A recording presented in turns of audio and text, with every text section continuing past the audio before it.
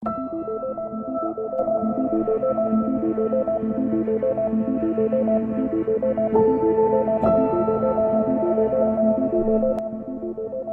জেলা পুলিশের বড়সড় সাফল্য।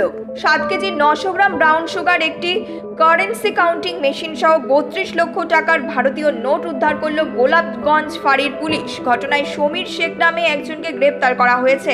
পুলিশ সূত্রে খবর, অভিযুক্তের বাড়ি ওই এলাকাতেই। জানা গিয়েছে, গতকাল গভীর রাতে গোলাপগঞ্জ ফাঁড়ির পুলিশ গোপন সূত্রে খবর পেয়ে বামুনটোলা এলাকায় হানা দিয়ে সমীর শেখকে গ্রেফতার করে।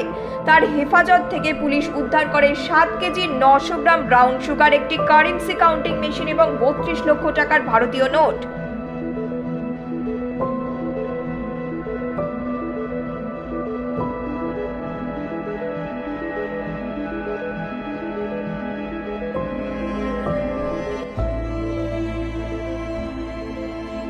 Bureau report, news metro.